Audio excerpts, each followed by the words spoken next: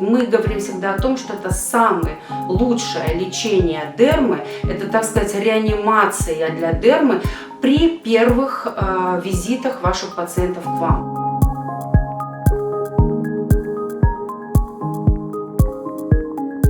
Жидкая форма фибрина, IPRF, где применяем, с какой целью и какие вообще возможности у фибринотерапии.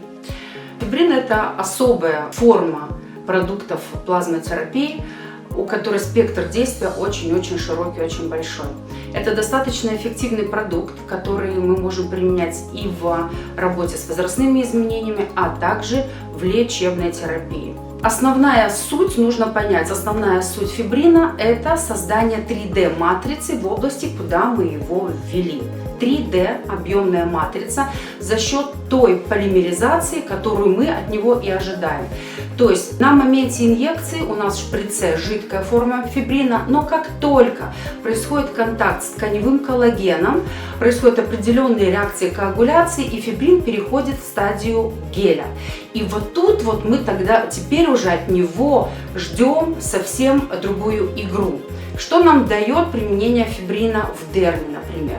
Вот эта 3D-матрица, которую мы получаем в дерме, находится достаточно долгое время в этом месте, примерно до 3 недель.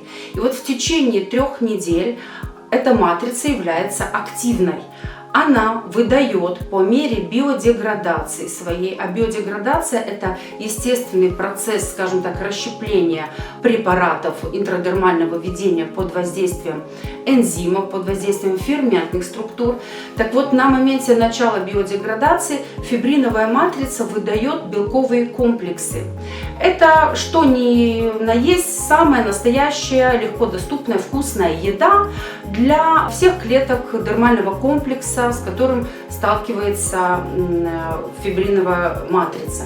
То есть это и наши любимые клетки фибробласты, фабрика нашего собственного коллагена, нашего собственного эластина и нашей нативной гиалуроновой кислоты.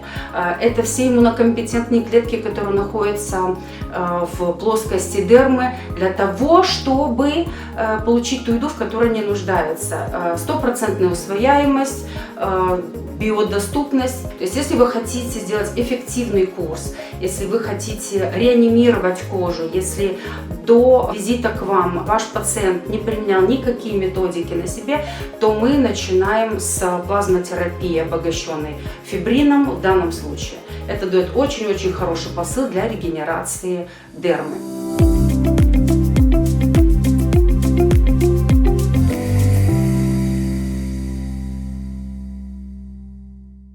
Эта же способность фибрина в дерме образовывать 3D-матрицу мы используем банально при работе с дермальными морщинами. Это могут быть кисетные морщины. Мы все знаем, что область, периоральная область, область верхней губы, именно маргинальная часть, она гормонально зависимая.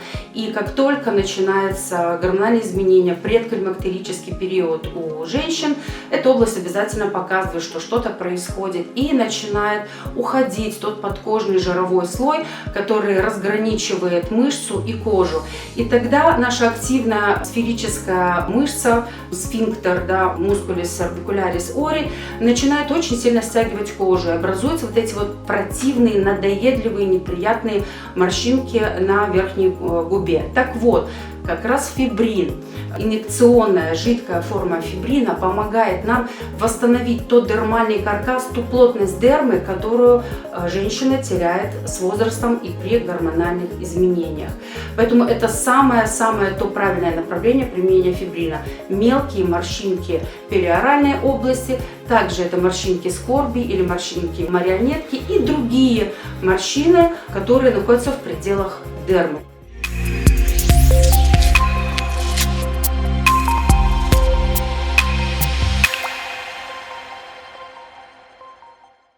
Более детальную информацию о применении фибрина, PRF, а также PRP мы проговариваем и разбираем на наших учебных курсах.